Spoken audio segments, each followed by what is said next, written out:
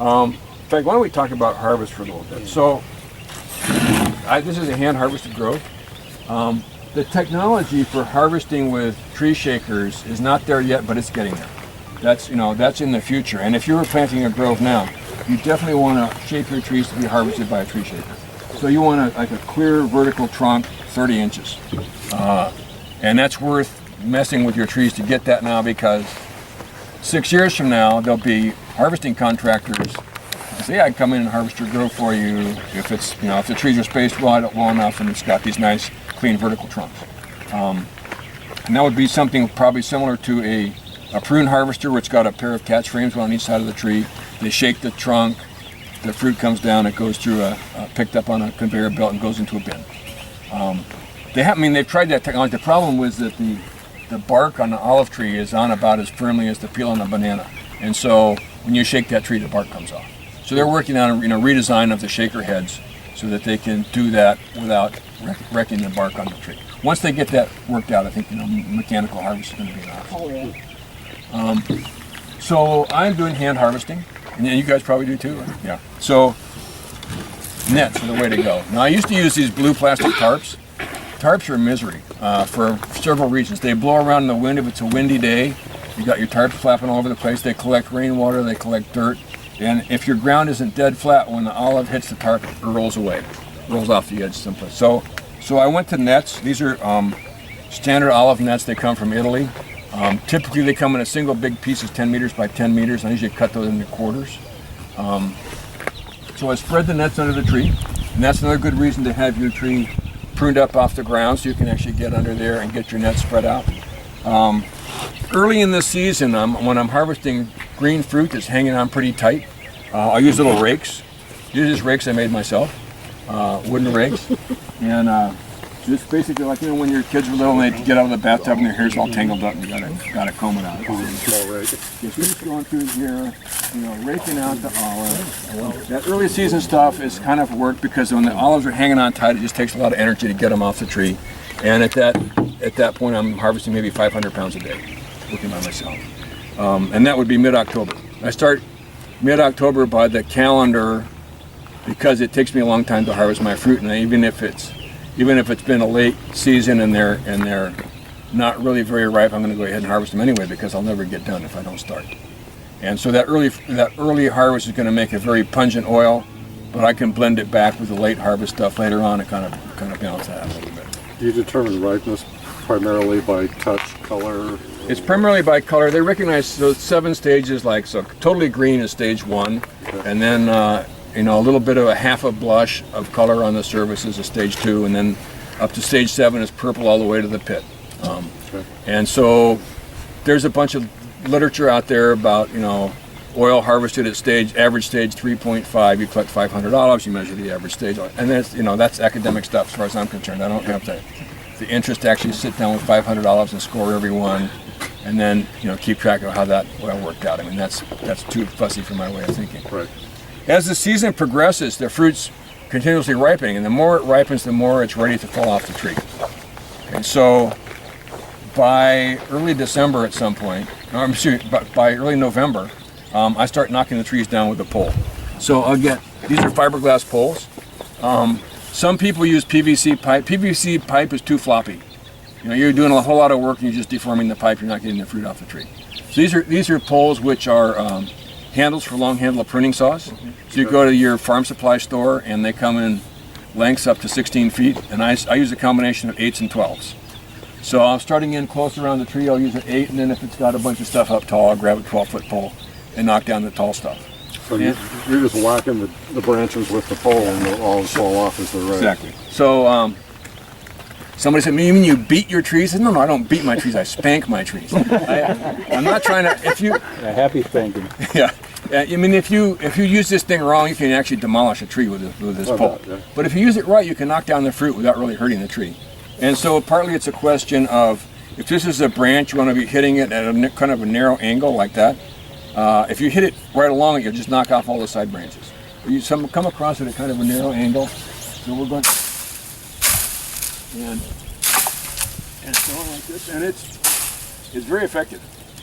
And of course, as the season progresses, the later in the season, the more effective it is because the fruit's getting ready to fall off. So that by December, it might take me only 5 minutes to harvest a pretty good tree.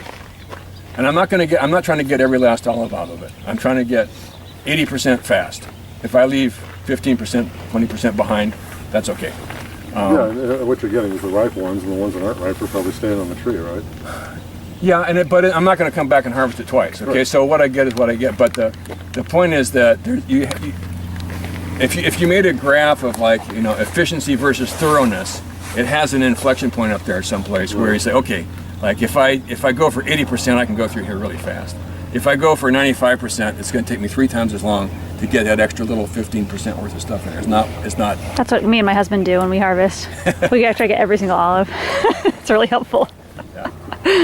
I have an Italian friend who comes to harvest and he gets every olive off the tree and he says, oh, when I was a kid in Rome, my grandmother would come out on her cane and she'd say, Alfredo, you missed one. Point it out. So he had that notion he got to hit every single olive, but no, I'm happy to leave some. Is it a problem to leave some on the tree? It's not a problem. They will eventually fall off, and birds will eat them. The birds don't like the green olives. There's this period in late winter, this time of year, when the birds are getting desperate enough, and the olives have maybe lost some of their bitterness, and they still have some oil in them. That birds will come and eat them. Ground squirrels will eat them. You have fruit on there right now. Pardon me? You still have olives up there. You see it? You knocked 2 off. There's a group of 3. Oh. You see it there? Pretty cool. Mike, will you describe, when you look at, for instance, like UC Davis cost studies on setting up an olive orchard, one of the big expenses is harvesting. And so, for you as a one-man show with that, how many trees, if you've got roughly 1,500 trees, how many trees are you harvesting a day? So, early in the season when the fruit's green, I'm harvesting maybe 500 pounds a day, which might be, a couple of trees or a couple of dozen trees. It just depends on how the year is. Late in the season when the fruit is ripe and it comes off really nicely, then I'm harvesting 1,500 to 2,000 pounds a day. And that's working by myself. So this is a one-man farm. I don't have any employees. And it takes me 3 months to harvest this fruit. That's why I have to start in mid-October, because it's going to take me that long.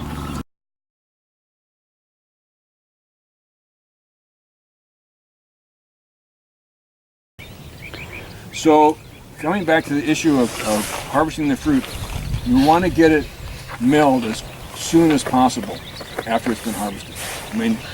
Faster the better. Most people say, well, 24 hours. You should do it certainly within 24 hours. It really depends on how the fruit's been handled. If you're hand harvesting pretty gently, you're putting it into small boxes that are well ventilated. You're putting it in a cool place. It's cool weather. You can go 48 hours. You can go even probably 72 hours. It's going to be okay.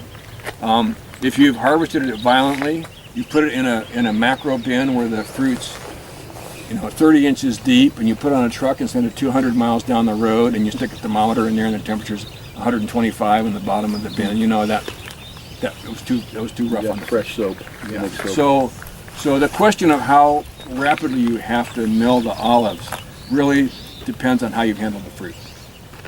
And typically what I'm doing is milling every second night.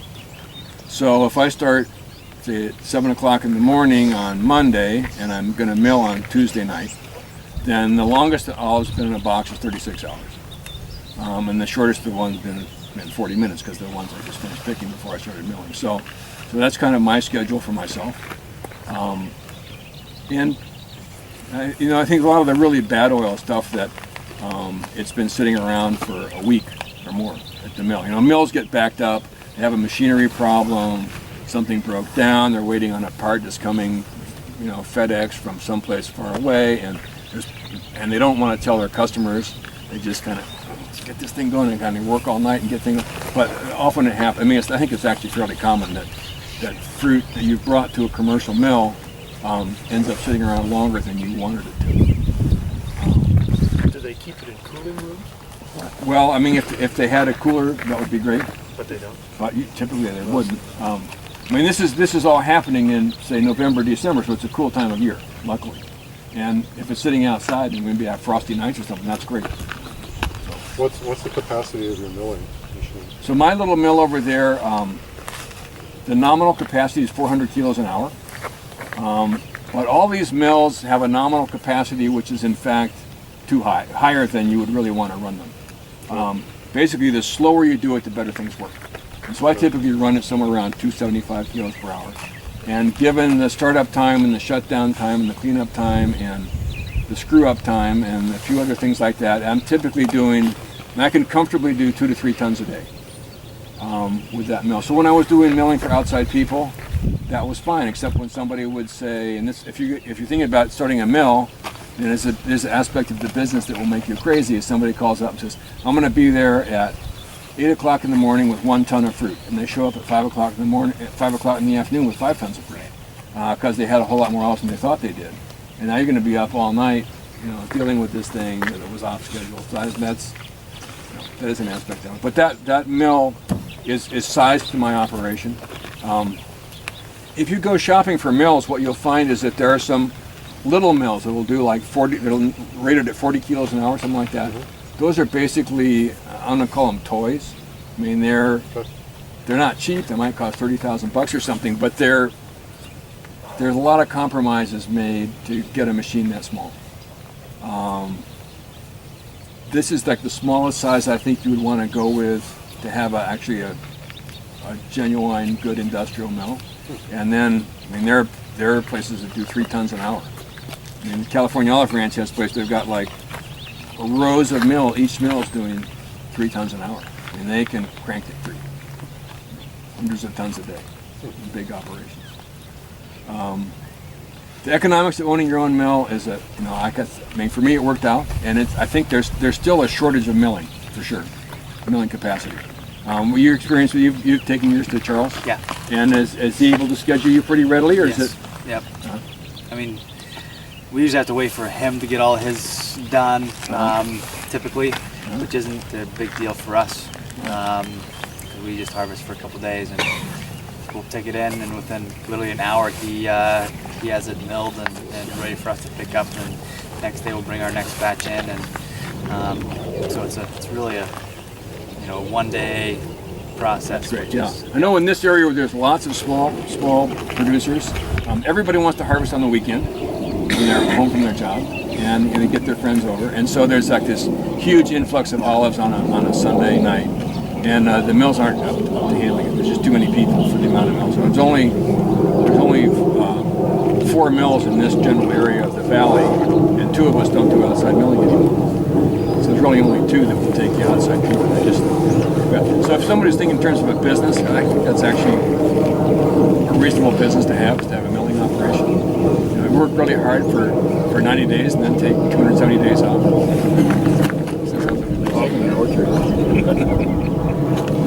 Is it possible to have one of those on a portable setup, or you can go to where they are?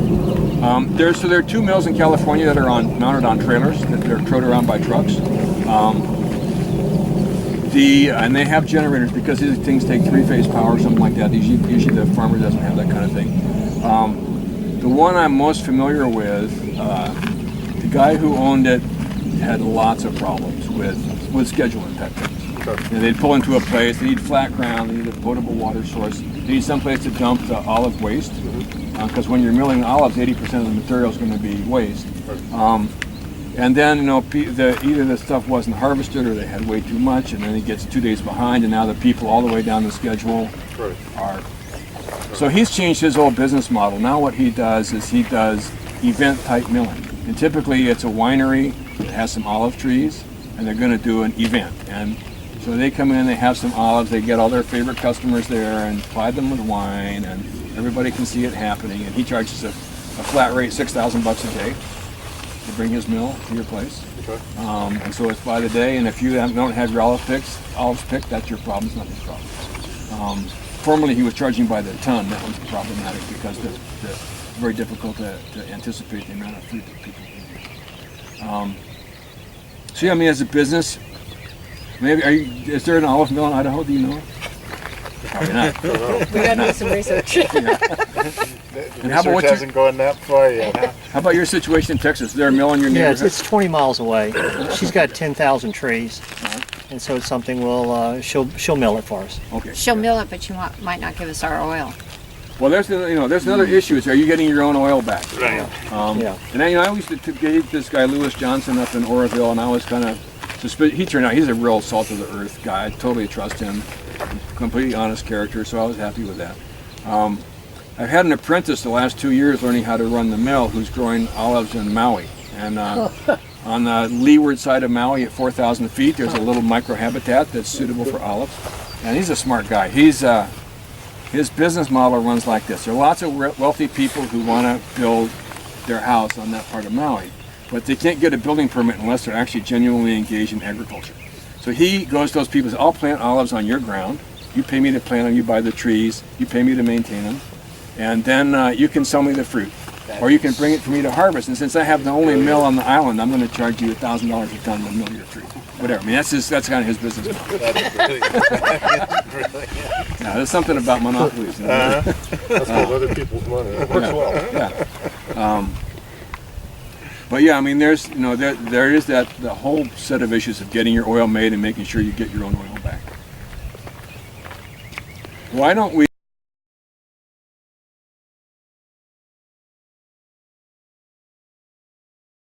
Now there's another issue here, and that is that olives alternate bear. That means they have a heavy crop every second year.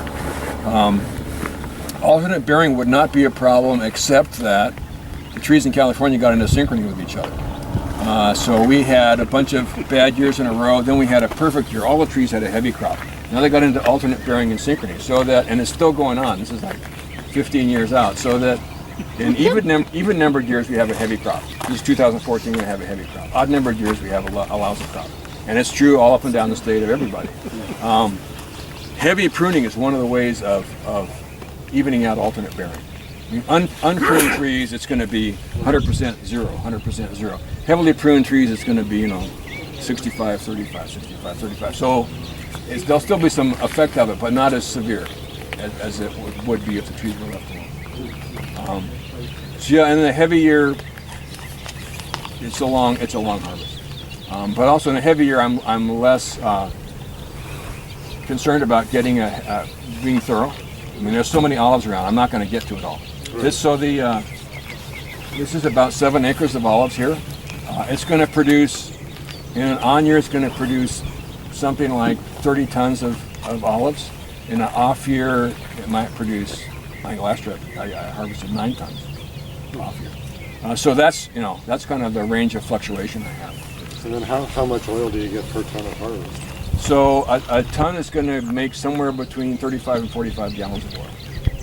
So I think people, I mean, the industry rough calculations, they'll assume 200 gallons of oil per acre. You're going to get 5 tons, you're going to get 200 gallons. It's kind of that would be a typical yield from a relatively well-managed orchard.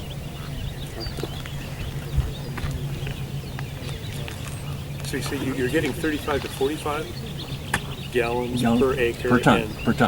And yeah. Industry is saying 200 gallons per acre. 5 tons per acre. Yeah.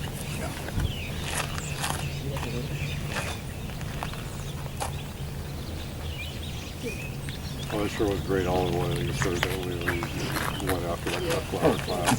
Thank you. So this is my truck, by the way. It's an electric truck. I charge it with solar panels. It will pull 8,500 pounds. Electric motors have huge torque at the low end, so you can pull it. So I'll pull a trailer with this when I'm harvesting, and going through picking up my firewood and that kind of thing. So coming back to harvesting for a minute, there are some mechanical devices for harvesting. There are pneumatic rakes. I should have brought one out. So pneumatic rake is it's a telescoping aluminum pole, and it has a head which has got 16 fingers on it, and the fingers wiggle back and forth like this, very fast, depending on how much air pressure you put to it. So you can take this thing and you can kind of rake it around in the trees. It knocks down fruit. There's also electric versions of the same thing where you wear a 12-volt battery or a 9-volt battery on your back, and you've got a cord, and you go along, and they also do that same kind of thing.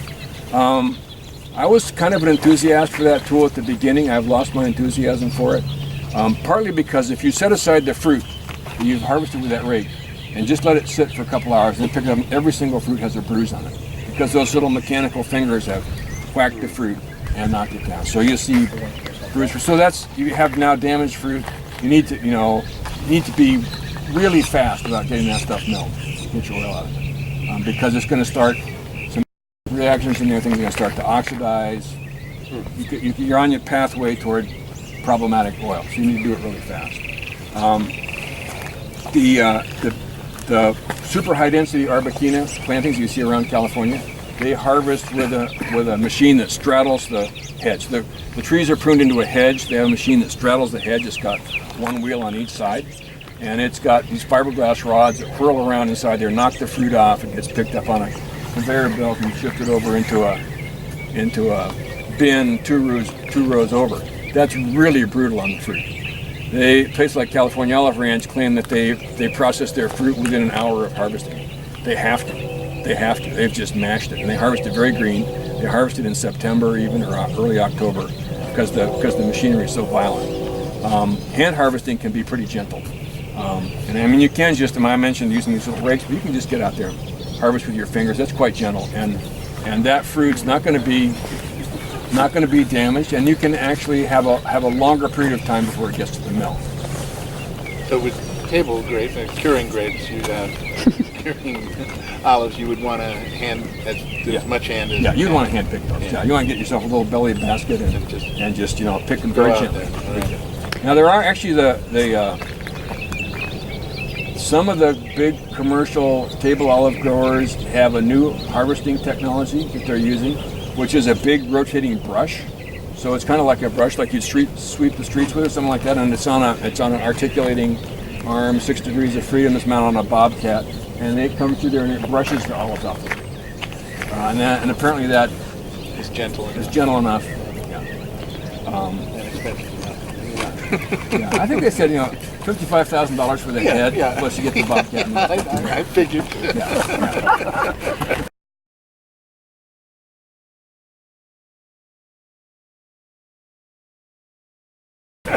Mike, will you talk a little bit about weeds and gophers?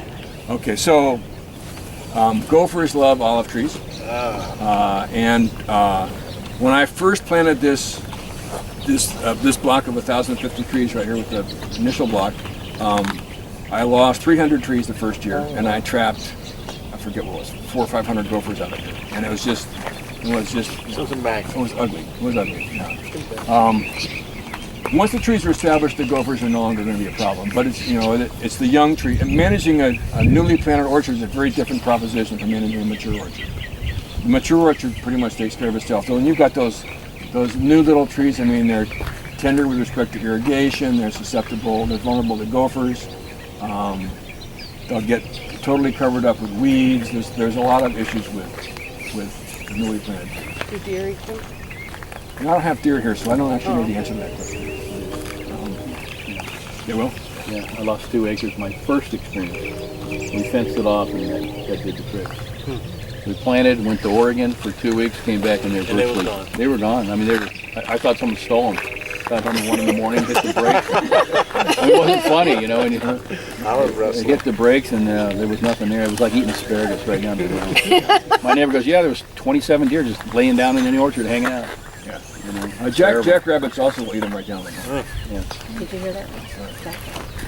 So yeah, I mean, if put you them in those little plastic those little milk cartons or whatever you want to put over them, this probably wouldn't make sense. I'm having tough experience of establishing fig trees around here. I now plant, because of the gophers just love fig trees. I now plant them in chicken wire baskets, 1-inch mesh baskets that go 2 feet into the ground, have a bottom in them, and stick it 1 foot above ground. And that's kind of what it takes to keep the gophers off. That would be way too much work for olives unless you're having severe problems with them. We have some producers who have ground squirrels, which you don't really have squirrels, do you? You do, and they're really dramatic burrows, like exposed roots in some cases. Like, would you have any thoughts about that?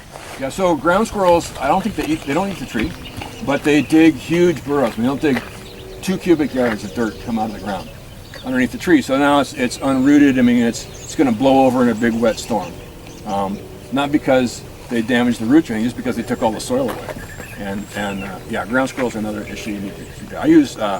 I built a bunch of little traps, live traps. I trapped the squirrels. I let them go in the university across the country. They actually have a habitat restoration project over there where they want ground squirrels, because the ground squirrels create burrows that the burrowing owls go into. They're trying to reestablish burrowing owls. So they let me bring squirrels in. But that has not been as much of a problem. One thing I was going to say though about establishing an organic orchard is I would recommend that if you're starting with ground that's not certified organic, you wait until your trees are 2 or 3 years old and then start the 3-year transition to organic. So that in those first 2 or 3 years you can use some Roundup on the weeds.